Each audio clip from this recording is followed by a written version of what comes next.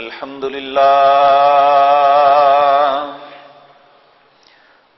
لله نحمده ونستعينه ونستغفره ونعوذ بالله من شرور أنفسنا ومن سيئات أعمالنا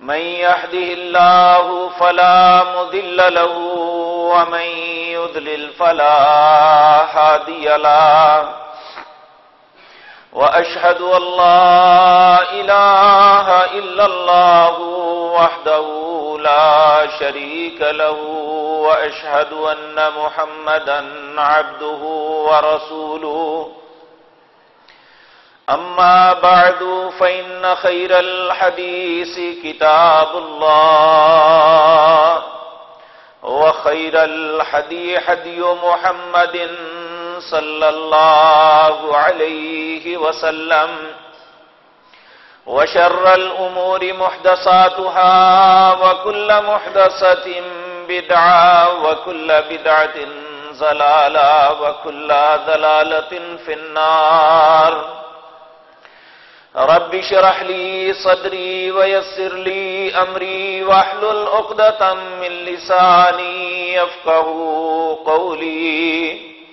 اللهم انفعنا بما علمتنا وعلمنا ما ينفعنا وزدنا علما رب أوزعني أن أشكر نعمتك التي أنعمت علي وعلى والدي وأن أعمل صالحا ترضاه وأصلح لي في ذريتي إني تبت إليك وإني من المسلمين أعوذ بالله السميع العليم من الشيطان الرجيم من حمزه ونفخه ونفسه بسم الله الرحمن الرحيم يا أيها الذين آمنوا لا تقدموا بين يدي الله ورسوله واتقوا الله إن الله سميع عليم يا أيها الذين آمنوا لا ترفعوا أصواتكم فوق صوت النبي ولا تجهروا له بالقول كجهر بعضكم لبعض أن تحبط أعمالكم وأنتم لا تشعرون إن الذين يغضون أصواتهم عند رسول الله أولئك الذين امتحن الله قلوبهم للتقوى لهم مغفرة وأجر عظيم إن الذين ينادونك من وراء الحجرات أكثرهم لا يعقلون ولو أنهم صبروا حتى تخرج إليهم لكان خيرا لهم والله غفور رحيم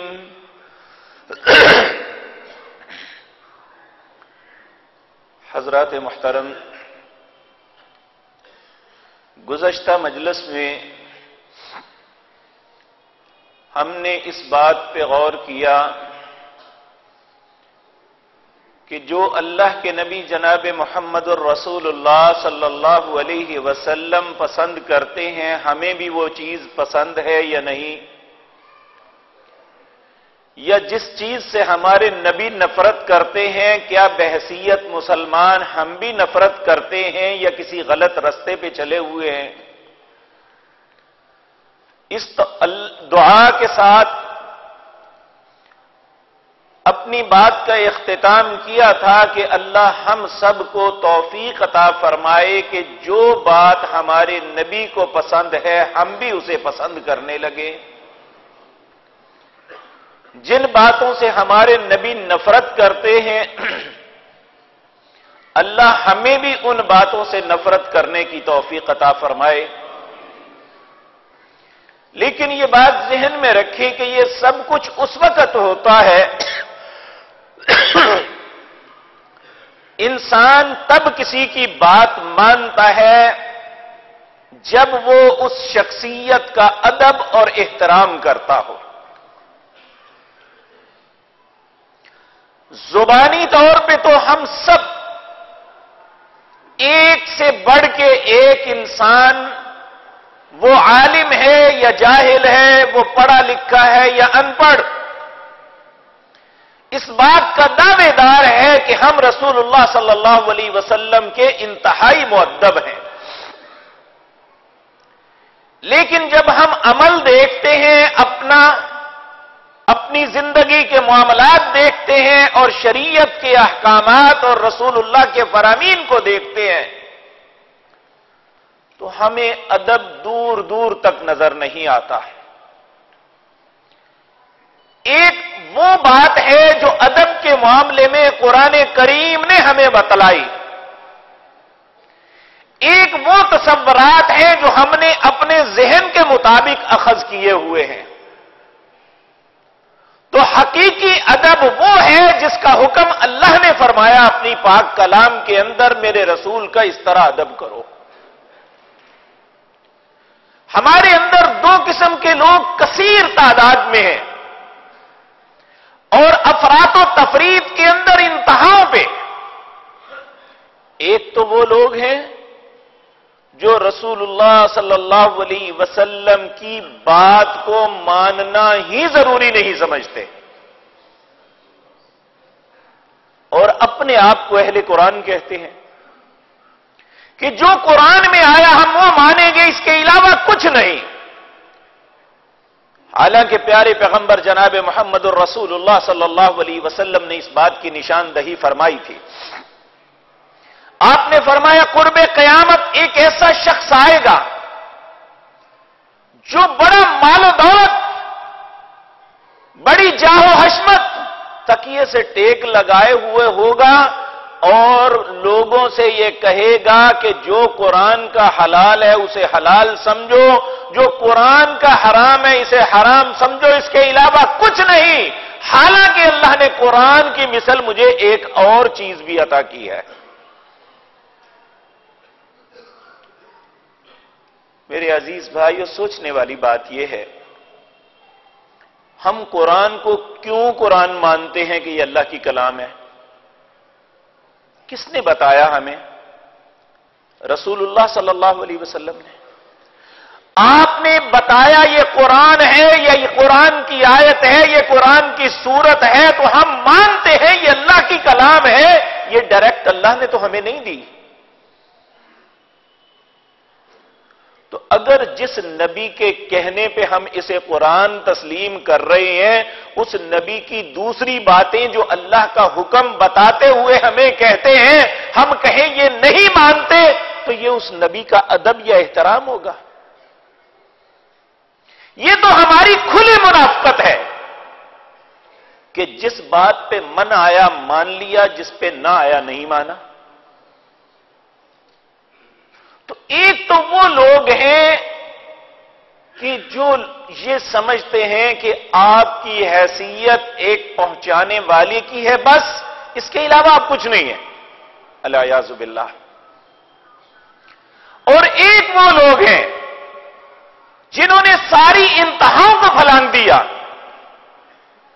انہوں نے یہ کہہ دیا کہ جب رسول اللہ صلی اللہ علیہ وسلم وہاں پہ گئے معراج پہ اور اللہ سے ملاقات ہوئی، حالانکہ یہ بھی جھوٹ ہے، اللہ سے ملاقات ہوئی، آمنے سامنے ہوئے، تو نبی پاک صلی اللہ علیہ وسلم حیران ہو گئے اور سوچنے لگے میں تو ہوں یا تو میں ہوں.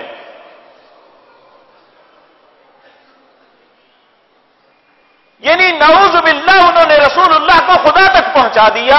حالانکہ یہ وہ بات ہے، آپ نے اپنی زندگی کی آخری جو نصیحت فرمائی تھی وہ 2-3 باتیں تھی. ایک بات آپ نے یہ فرمائی کہ جو مشرک یہود اور نصارہ ہیں انہیں جزیرہ عرب سے نکال دینا، کیونکہ یہ لوگ مسلمانوں کے اندر فتنے کا سبب بنتے ہیں. چونکہ مسلمانوں کی بنیاد، اساس، سب کچھ مکہ مکرمہ اور مدینہ منورہ میں ہے، کہا یہ لوگ یہاں پہ فتنہ ڈالیں گے تو سارے عالم اسلام میں فتنہ پھیلے گا، کہاں انہیں نکال دینا. دوسرا فرمایا کہ لوگوں، اس بات کی تمہیں نصیحت کرتا ہوں کہ جس طرح عیسائیوں نے عیسیٰ علیہ السلام کی ذات میں غلب کیا، تم میرے متعلق وہ نہ کہنا. میں تمہیں خود کہتا ہوں میں اللہ کا بندہ اور اس کا رسول ہوں بس. کیا اللہ کا بندہ اور رسول ہونا فضیلت میں کم ہے؟ 1400 سال ہو گئے، ہم کروڑوں لوگ گزرے ہیں اور قیامت تک نامعلوم کتنے لوگ آئیں گے. یہ سارے کے سارے مل جائیں تو ایک ادنا سے نبیوں میں جو سب سے کم مقام والا نبی ہے اس کی برابری نہیں کر سکتے، تو سرور انبیاء کی برابری کیسے ہو سکتی ہے؟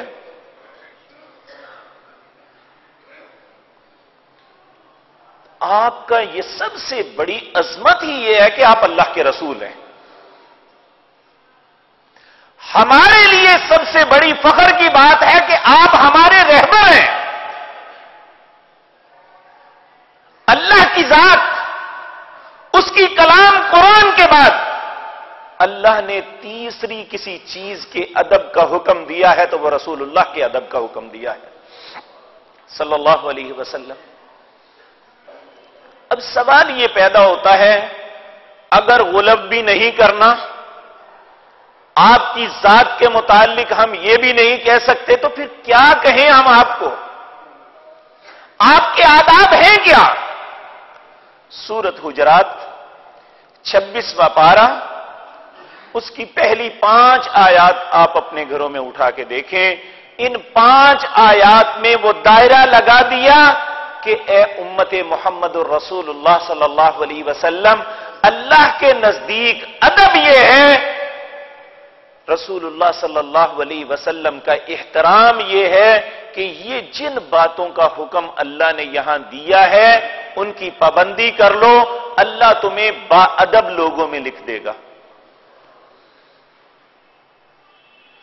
ان میں سب سے پہلی بات، یا ایھا الذین آمنوا، یہاں یا ایھا الانسان نہیں کہا، اس میں مسلم اور غیر مسلم سب آتے ہیں. اس میں صرف ہم ہیں جو اللہ کو رب مانتے ہیں اور جناب محمد الرسول اللہ صلی اللہ علیہ وسلم کو اپنا رہبر تسلیم کرتے ہیں، صرف ہم مخاطب ہیں. یا ایھا الذین آمنوا، اے لوگوں جو ایمان لائے ہو، لا تقدموا بین یدی اللہ ورسولہ، تمہیں تمہارے نبی نے ایک طریقہ کار دیا ہے، ایک دین دیا ہے جو ایک دائرے کے اندر ہے، اس کی پابندی کرنا، اس سے آگے بڑھنے کی کوشش نہ کرنا. دیکھیں اللہ نے اپنے نبی کی زبان سے ہمیں، قرآن میں تو یہ آیا اقیموا الصلاۃ یقیمون الصلاۃ، مختلف الفاظ کے ساتھ نماز کو ادا کرو. 83 مرتبہ اللہ نے نماز کا حکم دیا. نماز کیسے پڑھنی ہے، نماز کی تعداد کیا ہے، کس کس وقت پڑھنی ہے، یہ ساری بات ہمیں رسول اللہ نے بتائی صلی اللہ علیہ وسلم. ایک دن اور رات میں ہمیں جو بتلایا گیا کہ تم پہ 17 رکعتیں فرض ہیں. کس طرح؟ 2 فجر کی، 4 ظہر کی، 4 عصر کی، 3 مغرب کی، 4 عشاء کی. یہ 17 رکعتیں وہ ہیں جو فرض ہیں. کسی بھی صورت ان کو ہم چھوڑ نہیں سکتے، اور کسی بھی صورت 17 کی 18 نہیں کر سکتے. یہ ہے آگے بڑھنا. جب ہم 17 کے بجائے 18 یا 19 پڑھیں گے تو یہ یقین کریں کہ ہم نے اپنے نبی سے آگے بڑھنے کی کوشش کی ہے. یہ بے ادبی ہے. یہ بے ادبی نہیں ہے، بلکہ عجیب بات یہ ہے کہ ہمارے بعض مسلمان بھائی انہوں نے ادب اس چیز کا نام لیا ہے کہ شعر و شاعری میں اندر زمین و آسمان کے کلابے ملا دو تو یہ نبی پاک کا ادب ہے صلی اللہ علیہ وسلم۔ حالانکہ اللہ نے قرآن میں کہا وَالشُّعَرَاءُ يَتَّبِعُهُمُ الْغَاوُونَ، یہ جو شاعر لوگ ہیں یہ لغو بات، فضول باتیں کرتے ہیں اور انہیں خود نہیں پتا ہوتا وہ کیا رہے ہیں۔ تو شعر و شاعری، نعت خوانی کا نام ادب لے لینا نہیں، اللہ نے جو ادب بتلایا ہے ان آداب کو ہمیں ملحوظ خاطر رکھنا ہے۔ تو ہم میں سے کوئی شخص یہ سوچے کہ چلو جی نیکی کا کام ہے، آپ نے 17 کہی ہیں، ہم 18 19 20 21 پڑھ لیتے ہیں، تو 19 یا 18 کرنے سے وہ 17 کا عمل اور اس کے ساتھ اجر زیادہ ملنا تو دور کی بات ہے، وہ پہلی 17 کو بھی برباد کر دیں گی۔ حتیٰ کہ نماز ہے، اس کا ایک طریقہ کار متعین کیا ہے کہ یہ قیام ہے، یہ رکوع ہے، یہ سجود ہے، یہ قامہ ہے، یہ تحیات ہے۔ اگر ہم قرآن کی تلاوت کرنا بہترین عمل ہے، ایک مسلمان اگر رکوع اور سجدے میں قرآن پڑھنا شروع کر دے تو اس کی نماز ہو جائے گی۔ تو کس نے منع کیا ہے؟ رسول اللہ صلی اللہ علیہ وسلم نے۔ تو ہم یہ نیکی سمجھ کے کریں گے تو یہ بے ادبی ہوگی کہ جس بات سے رسول اللہ نے منع کیا ہے ہم نہیں منع ہو رہے، آگے بڑھنے کی کوشش کر رہے ہیں۔ اسی طرح نوافل ہیں، سنن ہیں، وتر ہیں، ان کا بھی ایک طریقہ کار متعین کیا ہے جناب محمد الرسول اللہ صلی اللہ علیہ وسلم نے کہ اگر ایک پڑھنا ہے وتر تو کیسے پڑھنا ہے، 3 پڑھنے ہیں تو کیسے، 5 پڑھنے ہیں تو کیسے، 7 پڑھنے ہیں تو کیسے، 9 پڑھنے ہیں تو کیسے، 11 13 تک آپ نے پڑھے ہیں کیسے پڑھے ہیں۔ یہ سارے باتیں اللہ کے نبی جناب محمد الرسول اللہ صلی اللہ علیہ وسلم نے پریکٹیکلی کر کے ہمیں بتلائی ہیں۔ احادیث کی کتابوں میں سب کچھ موجود ہے، لیکن عجیب بات یہ ہے کہ ہم اپنی من مرضی سے بہت سے کام کرنے کے بعد سمجھتے ہیں اس میں حرج کیا ہے۔ حرج سب سے بڑا یہ ہے کہ جو اللہ یا اس کے رسول نے ہمیں طریقہ کار دیا ہی نہیں ہم وہ کریں گے تو یہ ہمارا آگے بڑھنا ہوگا۔ اللہ کہتے ہیں یا ایھا الذین آمنوا لا تقدموا بین یدی اللہ ورسولہ، اللہ اور اس کے رسولوں کے حکم سے آگے نہیں بڑھنا۔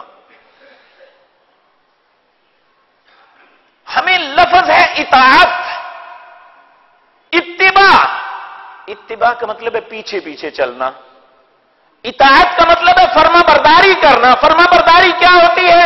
جو حکم مل رہا ہے اس پہ کام کرنا ہے بس۔ کیا ہمیں احساس نہیں ہے کہ جن کی بات اللہ کہتے ہیں میری ذات کے بعد سب سے بہتر ہے اور ہمیں ان کی بات نہیں پسند آ رہی؟ ہم اپنی خواہش کے تابع داری کرنا چاہتے ہیں، ہم اپنے رسومات کے قیدی ہیں، ہم اپنی خاندانی وجاہتوں کو دیکھتے ہیں، ہم اپنے فرقے کی طرف دیکھتے ہیں۔ یہ کیسا ادب ہے کہ ہم اپنے نبی کے لیے اپنا فرقہ، اپنی رسم، اپنے خاندان کا طور طریقہ اور اپنے ذہن کی خواہش جو ہے اس کو نہیں مسل سکتے؟ یہ کیسا ادب ہے؟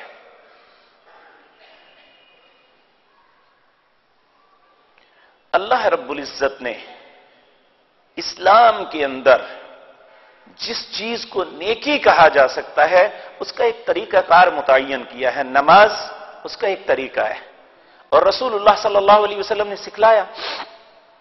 آپ نے فرمایا صلو کما رأیتمونی اصلی، لوگوں اگر نماز پڑھنی ہے تو میرے طریقے کے مطابق مجھے دیکھو میں نے کیسے پڑھی ہے۔ بدقسمتی آپ دیکھیے کہ آپ بازار میں جا کے کسی بھی کتب خانے سے اسے کہیں کہ نماز دیں، وہ آپ سے سوال کرے گا کون سی نماز چاہیے؟ حنفی نماز چاہیے، جعفری نماز چاہیے یا محمدی نماز چاہیے؟ اور اس وقت اس مسلمان کی کیا کیفیت ہوگی کہ جب وہ محمدی نماز کو چھوڑ کے کہے گا مجھے فلاں نماز چاہیے؟ امام ابو حنیفہ رحمہ اللہ کا احترام، وہ ہمارے سر کے تاج، لیکن رسول اللہ کے برابر کھڑے کرتے ہوئے شرم نہیں آتی ہے؟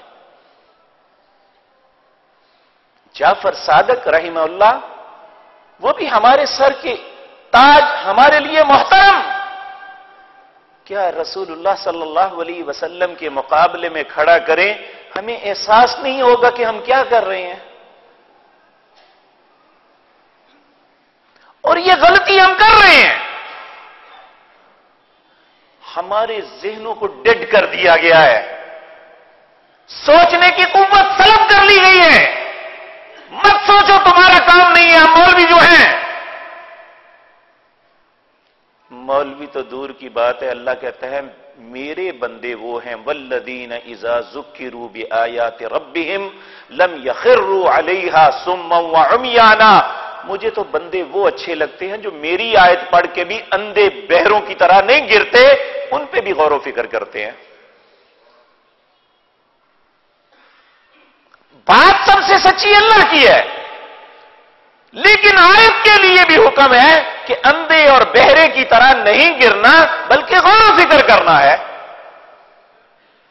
اور ہم اپنی زندگی کے سارے معاملات مولوی کے ہاتھ میں پکڑا دیے ہیں۔ کیا رب نے مولوی کو بروکر بنایا ہے اپنے اور لوگوں کے درمیان؟ تو میرے عزیز بھائیوں، ہمیں اپنے انجام سے خوف زدہ ہونا چاہیے کہ ہم نے اپنے رب کے حضور جواب دینا ہے، اور یہ باتیں جو اللہ نے قرآن میں کہی ہیں یہ کہانیاں نہیں سنائی، یہ ہمارے لیے ہیں اور ہمیں اپلائی کرنا ہے ہر صورت، اس کے علاوہ ہمارے لیے کوئی رستہ نہیں ہے۔ آپ دیکھیں کتنی عجیب بات ہے، رسول اللہ صلی اللہ علیہ وسلم، دیکھیں ہمارا باپ، بھائی، بیوی، ماں، بیٹی، کوئی بھی عزیز فوت ہوتا ہے، ذہن میں یہ ہونا چاہیے کہ چلو زندگی جیسی بھی ہے، آخری سفر جو ہے یہ تو ہم اس طریقے سے اسے ودا کر دیں کہ جو رسول اللہ نے طریقہ بتلایا تھا، وہاں بھی ہماری رسمیں ہی رسمیں ہیں۔ نبی کریم صلی اللہ علیہ وسلم، آپ ساری کتب احادیث دیکھ لیں، کتاب الجنائز نکالیں، آپ کو ایک ہی بات ملے گی کہ رسول اللہ صلی اللہ علیہ وسلم نے دو باتیں کی، ایک جنازہ اور دوسری قبر پہ دعا۔ یہ سارا کام کرنے کے بعد ہم آواز دیتے ہیں کل 9 بجے دعائے خیر ہوگی، تو جو دعائیں رسول اللہ نے بتائی تھی وہ بد تھی؟ اب اپنی خواہش کے مطابق جو کریں گے وہ دعا خیر ہے، اور جس دعا کا تذکرہ رسول اللہ نے کیا تھا وہ ہمارے لیے خیر نہیں ہے۔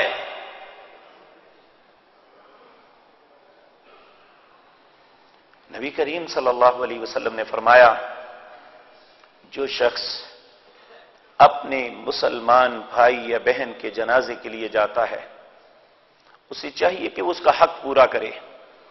کیا ہے؟ اس کی میت کو کندھا دے، اور پھر اس کے بعد اس پہ جنازہ پڑھے، اور پھر حکم دیا اذا صلیتم علی المیت فاخلصوا له الدعاء، جب کسی میت پہ جنازہ پڑھو تو خلوص کے ساتھ اس کی مغفرت کی دعائیں مانگو۔ میں اللہ کا واسطہ دے کے کہتا ہوں، جیسا ہمارا کسی کے ساتھ تعلق ہوتا ہے ویسے ہمارے دل کی آواز ہے۔ کیا ہر مسلمان کے لیے ہمارا خلوص ایک جیسا ہے؟ اذا صلیتم علی المیت، یہاں یہ نہیں کہا تمہارا رشتہ دار ہے، تمہارا دوست ہے، تمہارا والد ہے تو اس کے لیے کیفیت اور ہو اور دوسرے کے لیے اور نہیں۔ اذا صلیتم علی المیت، جب بھی کسی میت پہ کھڑے ہو جاؤ، اس کا جنازہ پڑھو، فاخلصوا له الدعاء، خلوص دل کے ساتھ اس کی مغفرت کی دعائیں مانگو۔ کیا ایک مسلمان کی حیثیت سے یہ ہمارے نبی کا حکم ہے؟ کیا ہم اس حکم کی تعمیل کر رہے ہیں؟ اگر نہیں کر رہے تو یہ ادب ہے رسول اللہ کا؟ پھر آپ جب قبر پہ جاتے، آپ قبر پہ مٹی ڈالتے ہوئے پڑھتے منہا خلقناکم وفیہا نعیدکم ومنہا نخرجکم تارۃ اخری، ہم کرتے ہیں اشہد ان لا الہ الا اللہ۔ ایک بات ہے جو رسول اللہ نے فرمائی، ایک بات ہے جو ہمارے معاشرے کی رسم ہے۔ کلمہ برا نہیں ہے، لیکن ہمارے نبی کا کیا حکم ہے؟ کبھی سوچا ہے میں نے یا آپ نے؟ جب ہم میت کو قبر میں داخل کرتے ہیں، رسول اللہ صلی اللہ علیہ وسلم کا حکم ہے کہ آپ پڑھو بسم اللہ وعلی سنت رسول اللہ صلی اللہ علیہ وسلم، یا یہ پڑھو بسم اللہ وعلی ملت رسول اللہ صلی اللہ علیہ وسلم۔ ہم قبر میں میت کو ڈالتے ہیں تو کہتے ہیں کلمہ شہادت اشہد ان لا الہ الا اللہ۔ کیا ادب یہ ہے رسول اللہ کا؟ اور اگر خدا نخواستہ کوئی بھلا آدمی ہمیں کہہ دے کہ رسول اللہ کا یہ حکم ہے تو ہم زیادہ شدت کے ساتھ اس کی مخالفت کرتے ہیں کہ یہ ہمارے مسلک کے خلاف بات کر رہا ہے۔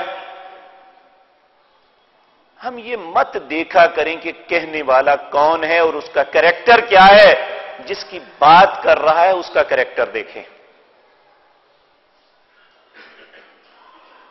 اور ہم سارے دنیا کے با کردار انسان بھی مل جائیں، ہمارا کردار اتنا بھی نہیں جتنا سمندر میں سوئی پانی ڈبوئیں تو اس سے پانی لگتا ہے، ہمارا رسول اللہ کے مقابلے میں کردار اتنا بھی نہیں ہے۔ آپ اتنے بلند کردار ہیں۔ پھر آپ نے جب قبر پہ مٹی ڈال دیتے، آپ کہتے اب تمہارے بھائی سے سوال و جواب ہونے لگا، اس کی استقامت کے لیے دعا مانگو۔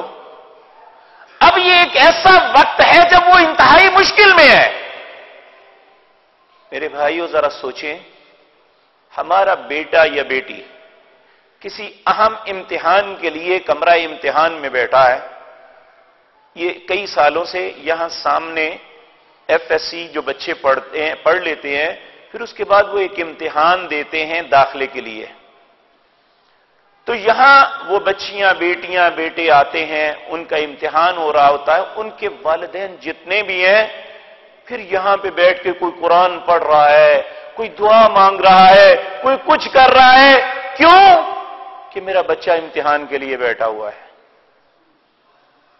میں اللہ کا واسطہ دے کے کہتا ہوں، اپنے اپنے دل سے پوچھیں، کیا ہماری کبھی کیفیت کسی بھی میت پہ ایسی بنی ہے کہ ہمارا یہ باپ، ہمارا یہ بھائی اس وقت امتحان کی حالت میں ہے، اس سے سوال و جواب ہو رہا ہے، میں رو کے اللہ کی منت کروں اللہم ثبتہ بالقول الثابت، اے اللہ اس امتحان میں اسے ثابت قدم رکھنا۔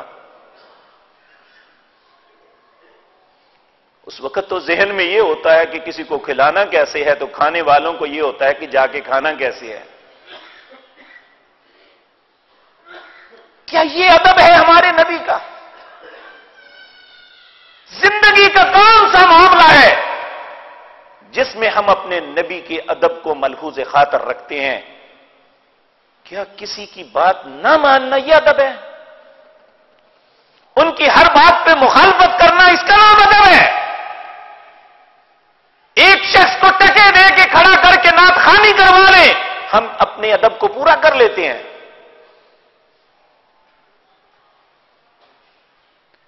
ادب تو یہ ہے کہ جو اس نبی نے کہا رک جائیں، لا تقدموا بین یدی اللہ ورسولہ، جہاں اللہ اور اس کے رسول کا حکم آ جائے رک جائیں، اس سے آگے بڑھنے کی کوشش نہ کریں۔ اور اللہ وارننگ دیتا ہے، واتقوا اللہ، اللہ سے ڈر جاؤ، ان اللہ سمیع علیم۔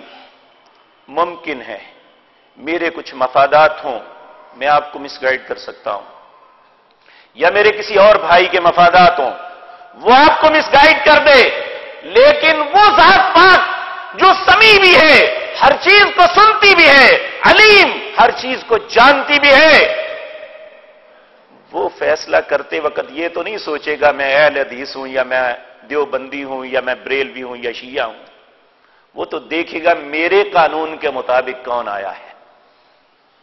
کس نے میرا اور میرے نبی کا ادب کیا ہے؟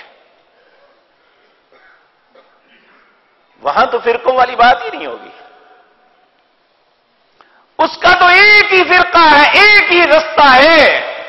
وَأَنَّ هَذَا صِرَاطِي مُسْتَقِيمًا فَاتَّبِعُوهُ وَلَا تَتَّبِعُوا السُّبُلَ فَتَفَرَّقَ بِكُمْ عَنْ سَبِيلِهِ. لوگوں یہ میرا رستہ ہے، اللہ کہتے ہیں. کون سا رستہ؟ جو اس کے نبی نے بتایا.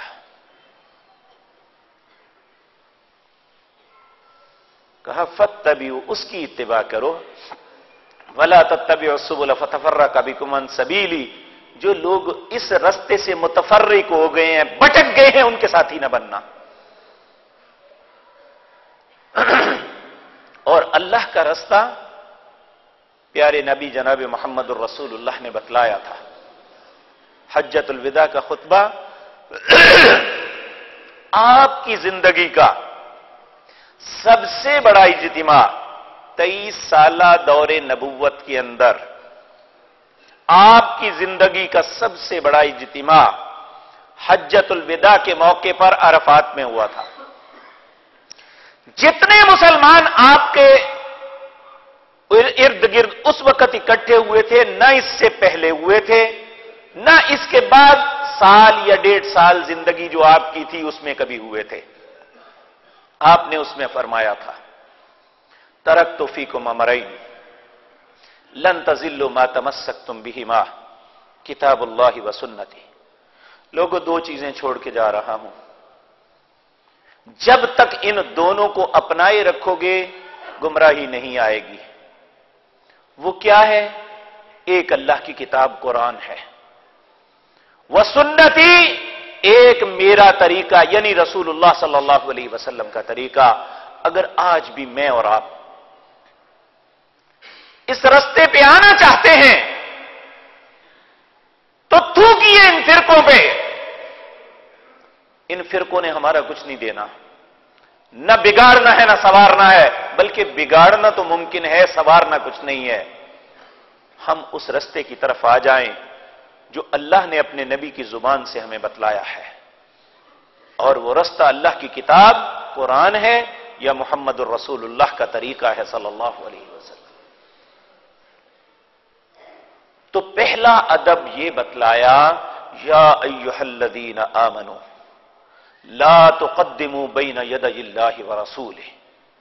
اللہ اور اس کے رسول سے آگے بڑھنے کی کبھی کوشش نہ کرنا. جو حکم اللہ نے دیا یا اس کے رسول نے دیا صرف اس کی اتباع ہم پہ فرض ہے. اور یہ بھی بات یاد رکھنا، اللہ نے ہم سے 3 سوال کرنے ہیں جاتے ہی قبر میں. پہلا، یہ اللہ اور ہمارا ایک ایگریمنٹ ہوا تھا جب ہم ابھی دنیا میں نہیں آئے تھے. اللہ رب العزت نے اس کا قرآن کے اندر تذکرہ کیا، وَإِذْ أَخَذَ رَبُّكَ مِنْ بَنِي آدَمَ مِنْ ظُهُورِهِمْ ذُرِّيَّتَهُمْ. اللہ نے آدم کی پشت سے جتنی اولاد پیدا ہونی تھی سب کو اس کی پشت سے نکالا، ان کے سامنے کھڑا کیا. اللہ کے لیے یہ کوئی مشکل نہیں ہے. پھر پوچھا الست بربکم، میں تمہارا رب ہوں یا نہیں؟ سب نے کہا قالوا بلا، کیوں نہیں؟ اللہ نے کہا شہدنا علی انفسنا، اپنی بات پہ تم خود گواہ ہو. کل قیامت کے دن مجھے یہ نہ کہنا کہ ہم تو غافل تھے، ہمیں پتہ ہی نہیں تھا. اور یہ جو ہماری زندگی ہے یہ بنیادی طور پہ ایک چارج شیٹ بن رہی ہے کہ یہ بندہ اللہ کو رب مانتا ہے یا نہیں مانتا. وہ چارج شیٹ ہماری زبان سے نہیں ہمارے عمل سے بنتی ہے کہ یہ شخص جو دعوے دار ہے اپنے رب کو ماننے کا، کیا عملی طور پہ بھی اپنے رب کو مانتا ہے یا نہیں. جس طرح ایک ملازم کے لیے اس کی سروس بک بنتی ہے، یا اس کے لیے وہ ریڈ بک بن جاتی ہے یا گرین بک بن جاتی ہے، اسی طرح ہماری ایک سروس بک ہے جو بن رہی ہے، کرامن کاتبین یعلمون ما تفعلون، اور وہ معاملہ چل رہا ہے۔ ہماری ایجوکیشن، ہماری تعلیم، ہماری زبان کی چلاکی، ہماری عیاری، ہماری ساری باتیں جن پہ ہمیں بڑا ناز ہے اپنی ذات میں، یہ ساری ختم ہو جائیں گی جس وقت جواب لیا جائے گا من رب کا۔ جو سوال پہلے دن ہوا تھا پھر کرتے ہیں، بتا تیرا رب کون ہے؟ جس نے تو رب کے حکم کے مطابق زندگی گزاری ہوگی وہ تو جواب دے گا ربی اللہ، میرا رب اللہ ہے۔ جو نہیں، جس نے نہیں گزاری اسے بلا دیا جائے گا، کیونکہ اللہ نے قرآن میں پہلے بتا دیا یثبت اللہ الذین آمنوا بالقول الثابت، قول ثابت صرف اس کے لیے ہوگا جو اہل ایمان ہے، اللہ کی باتوں کو ماننے والے ہیں۔ جو کفر کرنے والے ہیں اللہ گمراہی کی دلدل میں دھکیل دے گا۔ دوسری بات، یا ایھا الذین آمنوا، اے لوگو جو ایمان لائے ہو، نبی کریم کا ادب یہ ہے لا ترفعوا اصواتکم، اپنی بات کو نبی کی بات سے بلند نہ کرو۔ ہماری حیثیتیں کچھ بھی نہیں، ہم دنیا کے سارے طالب علم علماء مل جائیں، ہم رسول اللہ کے قدموں کے ذرے کے برابر بھی نہیں ہیں، تو ہم جیسے کوئی انسان نبی کی بات کے سامنے اپنی بات لانے کی جرات کیسے کرتا ہے؟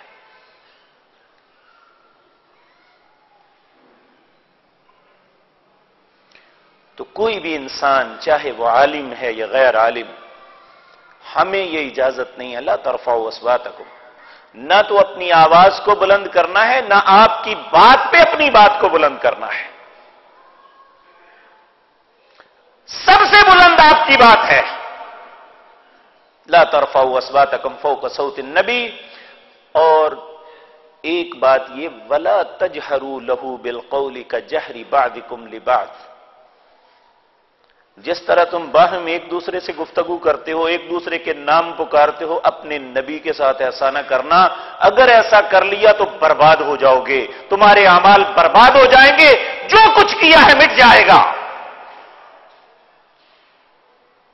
میرے عزیز بھائیوں، یہ تو اتنی مقدس ہستی ہے، ان کی نام برے طریقے سے لینا یہ تو اتنا بڑا گناہ ہے۔ ہم اچھے طریقے سے بھی نام لیں تو اگر آپ پہ درود نہیں پڑیں گے تو گناہگار بن جائیں گے۔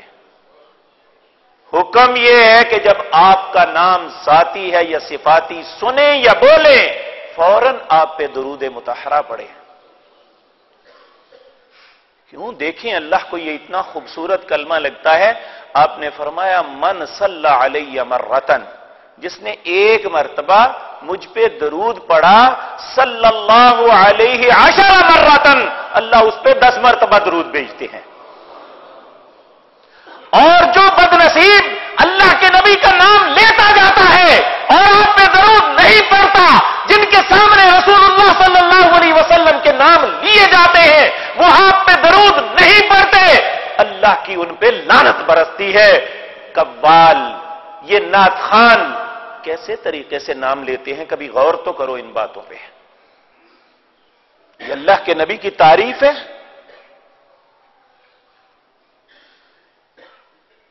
کسی میں اتنی جرات نہیں تھی کہ آپ جاتے ہو تو کوئی آواز دے یا محمد صلی اللہ علیہ وسلم، کسی میں یہ جرات نہیں تھی۔ صحابہ کی پوری زندگی میں یہ لفظ نہیں آپ نکال سکتے کہ کسی صحابی نے ایک مرتبہ ایک صحابی نے آواز دی یا ابا القاسم، یہ رسول اللہ کی کنیت تھی۔ آپ نے مڑ کے دیکھا، وہ کہنے لگا یا رسول اللہ آپ کو نہیں بلایا، میں فلاں کو بلایا۔ آپ نے فرمایا میری کنیت کوئی نہیں رکھ سکتا۔ کیوں؟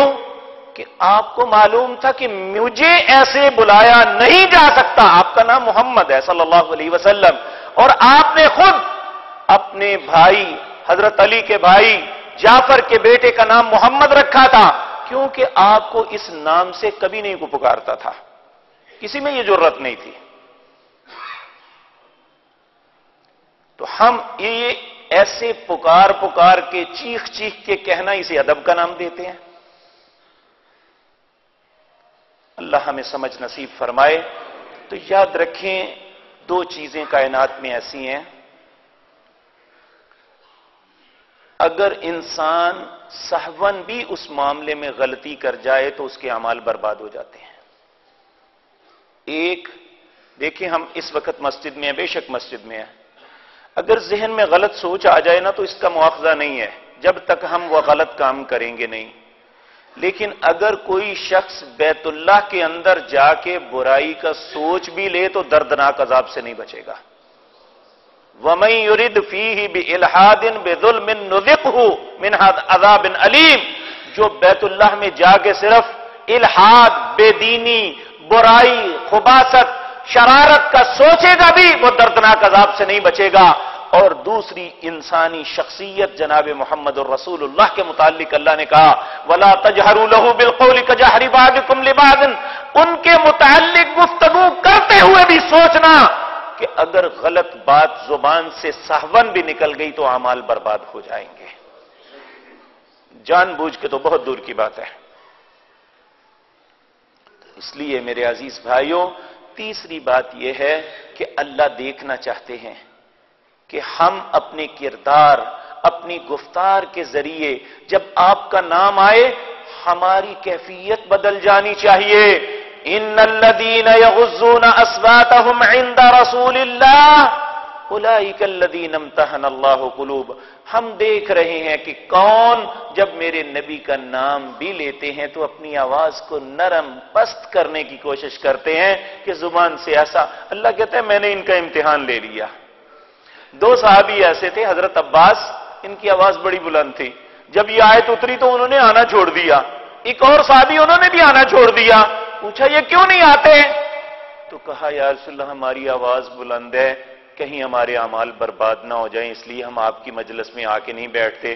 آپ نے فرمایا یہ اللہ نے آپ کے لیے نہیں کہا، اگر فطرتی آواز بلند ہے تو یہ اس بات نہیں ہے۔ اس لیے میرے عزیز بھائیوں، تیسری بات یہ، اور چوتھی بات آخری عرض کروں کہ اللہ رب العزت نے فرمایا ان الذین ینادونک من وراء الحجرات اکثرهم لا یعقلون، جو آپ کے گھر، آپ کے حجرہ مبارک کے پاس کھڑے ہو کے آوازیں دیتے ہیں وہ سارے پاگل ہیں، بے عقل ہیں۔ ولو انہم صبروا حتی تخرج الیہم، ان کے لیے چاہیے کہ یہ صبر کریں، آپ خود نکلیں تو ٹھیک ہے بات کریں، آواز نہیں رسول اللہ کو دے سکتے صلی اللہ علیہ وسلم۔ اور میرے بھائیو، حضرت عمر کے زمانے میں ایک شخص نبی پاک صلی اللہ علیہ وسلم کی قبر مطہرہ کے پاس ذرا بلند آواز میں باتیں کر رہا تھا۔ آپ نے اسے بلایا، کہا کہاں سے آئے ہو؟ کہنے لگا کوفہ سے۔ آپ نے فرمایا اگر تم مدینے سے ہوتے تو میں تمہیں درے مارتا۔ جس طرح رسول اللہ صلی اللہ علیہ وسلم کے سامنے زندگی میں اونچی بولنا گناہ ہے، آپ کی قبر کے پاس اونچا بولنا بھی گناہ ہے۔ اتنے محترم شخصیت ہیں۔ تو مسلمانوں، جس اللہ نے اتنا پیارا، اتنا عظیم، اتنا متبرک، اتنا پاکیزہ، اتنا مطہر ہمیں رہبر دیا ہے، اس رہبر کے احترام کا ہم پہ فریضہ عائد ہوتا ہے۔ اللہ ہم سب کو توفیق عطا فرمائے۔ اقول قولی ھذا واستغفر اللہ۔ ان الحمد للہ نحمده ونستعینه ونستغفره ونعوذ باللہ من شرور انفسنا ومن سیئات اعمالنا، من يهده الله فلا مضل له ومن يضلل فلا هادي له، واشهد ان لا اله الا الله وحده لا شريك له واشهد ان محمدا عبده ورسوله۔ اللهم صل على محمد وعلى آل محمد كما صليت على إبراهيم وعلى آل إبراهيم إنك حميد مجيد۔ اللهم بارك على محمد وعلى آل محمد كما باركت على إبراهيم وعلى آل إبراهيم إنك حميد مجيد۔ میرے عزیز بھائیوں، جس طرح میں نے پہلے بھی عرض کیا، ہم مسلمان ہیں، ہمارے لیے اپنے نبی کی اطاعت فرض ہے، اور اگر ہم اپنے نبی کی اطاعت چھوڑ کے کسی غیر کی بات مانیں گے تو آپ نے فرمایا من تشبہ بقوم فہو منہ، جو شخص مسلمان ہوتے ہوئے کسی غیر قوم کی مشابہت کرے گا، قیامت کا دن اللہ اسی قوم کے اندر اسے اٹھائے گا۔ ہم میڈیا کی دعوت دینے پہ، میڈیا کے پروپیگنڈے پہ بہت سے اپنے دن غیروں کے نام پہ مناتے ہیں، ان میں ایک ویلنٹائن ڈے ہے۔ یہاں میں عرض کر دوں، اسلام کے اندر محبت کا ایک طریقہ کار ہے۔ اپنے ماں باپ سے محبت کرو، ان کا حق ہے۔ بحیثیت بھائی اپنی بہنوں سے محبت کرو، ان کا حق ہے۔ بحیثیت باپ اپنی بیٹیوں سے محبت کرو، ان کا حق ہے۔ بحیثیت خامد اپنی بیوی سے محبت کرو، یہ اس کا حق ہے۔ اس کے علاوہ کوئی حق نہیں ہے کہ کسی اور سے محبت کرو۔ نبی کریم صلی اللہ علیہ وسلم نے فرمایا، جو مرد کسی عورت سے زنا کر لیتا ہے اس کا نکاح ہو ہی نہیں سکتا پھر، نمبر 1۔ نمبر 2، یہ دوستیاں اور محبت جو لگاتے ہیں، قرآن میں اللہ رب العزت فرماتے ہیں جو لڑکیاں مسلمانوں کو حکم دیا جا رہا ہے سورۃ نساء کے اندر، جو لڑکیاں دوستی کرتی ہیں ظاہراً اور جو لڑکیاں دوستی کرتی ہیں چھپ کے، ان دونوں سے مسلمان ان سے شادی نہ کریں تو ہم اس کو محبت کا نام دے کے ایک دن کے طور پہ منائیں۔ لوگوں، نبی کریم صلی اللہ علیہ وسلم نے ایک بہت بڑا دعویٰ کیا تھا۔ آپ نے کہا تھا میری ماں آمنہ سے لے کر میری ماں حوا تک ایک بھی ماں ایسے ہی نہیں جس نے کبھی بدکاری کی ہو۔ اور اسلام جس محبت کا حکم دیتا ہے وہ پاکیزگی ہے، وہ ماں کی محبت ہے، وہ بہن کی محبت ہے، وہ بیٹی کی محبت ہے، وہ بیوی کی محبت ہے۔ اسلام ہمیں غیر بیٹیوں سے محبت کی اجازت نہیں دیتا۔ نبی صلی اللہ علیہ وسلم نے فرمایا انسان کے اعضاء ہیں، کہا آنکھ زنا کرتی ہے، ہاتھ زنا کرتا ہے، زبان زنا کرتی ہے۔ لوگ گھبرا گئے، آنکھ زنا کیسی کرتی ہے؟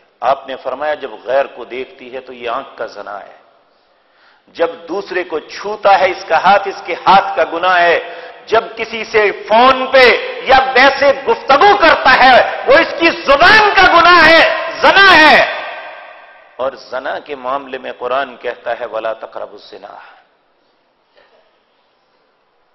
تو ہم اسے ایک شغل سمجھ رہے ہیں، کیا جواب دیں گے اپنے رب کو؟ اور کہاں جائے گی ہماری غیرت؟ آج اگر کسی کی بیٹی کو جا کے پھول تھماتے ہیں، اگر ہماری بیٹی کے ساتھ کسی نے یہ سلوک کر دیا تو ہماری غیرت کہاں جائے گی؟ کیا کیفیت ہوگی ہماری؟ خدا کے لیے مسلمانوں، ہمارے ایمان کو تباہ کیا جا رہا ہے۔ شیطان نے یہ قسم اٹھائی تھی فَبِعِزَّتِكَ لَأُغْوِيَنَّهُمْ أَجْمَعِينَ، اللہ مجھے تیری عزت کی قسم ہے میں ان انسانوں کو گمراہ کروں گا۔ اور آج شیطان اور اس کی پوری ذریت، اسی لیے اللہ نے سورۃ ناس میں فرمایا کہ اللہ سے پناہ طلب کرو من الجنۃ والناس، انسانوں اور جنوں میں جتنے شیطان ہیں جو انسانیت میں خصوصاً مسلمانوں کے اندر فحاشی پھیلاتے ہیں، ان کی بیٹیوں کی عزتوں کو پامال کرواتے ہیں، انہیں سمجھا دو کہ اللہ سے پناہ طلب کرو۔ اللہ رب العزت یاد رکھیں، ایک بیٹی کی عصمت کو پامال کرنا اس کے قتل سے بڑا جرم ہے۔ تو اس لیے ہمیں ان باتوں سے رک جانا چاہیے۔ اگر اس کی عصمت پامال ہوگی تو ہماری بھی آخرت برباد ہو جائے گی۔ مت برباد کریں اپنی آخرت، اللہ ہمیں سمجھ نصیب فرمائے۔ ایک سوال بار بار آتا ہے کہ رزق جو ہے عورت کی قسمت ہے، اولاد مرد کی قسمت ہے، یہ نامعلوم کہاں سے کس نے بنایا اور کس طرح پھیلایا، نہ یہ اللہ کے حکموں میں کوئی کہیں آتا ہے، نہ رسول اللہ صلی اللہ علیہ وسلم نے فرمایا۔ کیا جب بندے کی شادی نہیں ہوتی اس وقت اس کے پاس رزق نہیں آتا؟ یا کسی کی بیوی فوت ہو جاتی ہے تو کیا رزق بند ہو جاتا ہے، ختم ہو جاتا ہے؟ عجیب بات یہ ہے کہ اس بات کے پیچھے لگ کے بہت سے لوگ اپنی زندگی کے کرائسس کے دنوں میں اپنی بیویوں پہ طعن و تشنیع کرتے ہیں اور انہیں برا بھلا کہتے ہیں، تمہاری وجہ سے ہماری روزی بند ہوئی ہے۔ یہ بڑی بدقسمتی ہے۔ حالانکہ اللہ ہر نماز کے بعد ہمیں پڑھنے کا حکم ہے، اللہم لا مانع لما اعطیت ولا معطی لما منعت ولا ينفع ذا الجد منک الجد۔ اے اللہ جسے تو عطا کرے کوئی روک نہیں سکتا، اور جس سے تو ہاتھ روک لے اسے کوئی دے نہیں سکتا۔ دنیا کا کوئی طاقتور مالدار صاحب علم نہ کسی کا سنوار سکتا ہے نہ بگاڑ سکتا ہے جب تک تو نہ چاہے۔ تو ہمیں اللہ کا خوف کرنا چاہیے۔ اگر زندگی میں کرائسس آتے ہیں تو ہمیں اپنی کرتوتوں کو دیکھنا چاہیے، ہم میں کوئی غلطی ایسی ہوئی ہے جس کی وجہ سے یہ سب کچھ ہوا ہے، نہ کہ اپنے گھر میں جو ہمارے زیر نگی ہیں ہم اس پہ الزام تراشی شروع کر دیں۔ تو اللہ رب العزت ہمیں سمجھ نصیب فرمائے۔ بہت سے بیماروں نے اپنے لیے آپ سے درخواست کی ہے، اللہ سب بیماروں کو شفا عطا فرمائے، جو فوت ہو چکے انہیں جنت الفردوس میں جگہ عطا فرمائے، جو پریشان ہیں ان کی پریشانیوں کو دور فرمائے۔ اللہم انصرنا ولا تنصر علینا واعزنا ولا تذلنا وزدنا ولا تنقصنا وارحمنا انت مولانا فانصرنا علی القوم الکافرین۔ اذهب الباس رب الناس واشف انت شافی لا شفاء الا شفاؤک شفاء لا یغادر سقما۔ اللہم اشفنا بشفائک وداونا بدوائک واغننا بفضلک عمن سواک یا واسع الفضل یا واسع المغفرہ۔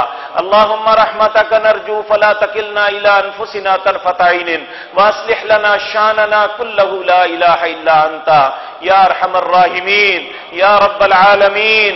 اے اللہ ہمارے معاملات کی اصلاح فرما، اے اللہ ہمارے بیماروں کو شفا عطا فرما، اے اللہ جو پریشان ہیں ان کی پریشانیوں کو دور فرما، اے اللہ جو فوت ہو چکے انہیں جنت الفردوس میں جگہ عطا فرما، اے مالک الملک ہمارے معاملات کی اصلاح فرما، اے اللہ ہمارے ملک پر رحم فرما، اے اللہ ہمارے گھروں پر اپنی رحمتوں کا نزول فرما، اے اللہ ہماری زندگی کو آسان کر دے، اے اللہ ہماری مشکلات کو کم کر دے، اے اللہ ہماری مشکلات کو ختم فرما دے، اے مالک الملک ہماری نیک حاجات کو پورا فرما، اے مالک الملک ہمیں برائیوں سے محفوظ فرما، اے اللہ غیروں کی نقالی سے بچا، اپنے نبی کا ادب کرنے کی توفیق عطا فرما، اے اللہ اپنے نبی کی فرما بردار بنا، اے اللہ اپنا اطاعت گزار بنا۔ سبحان ربک رب العزت عما یصفون وسلام علی المرسلین۔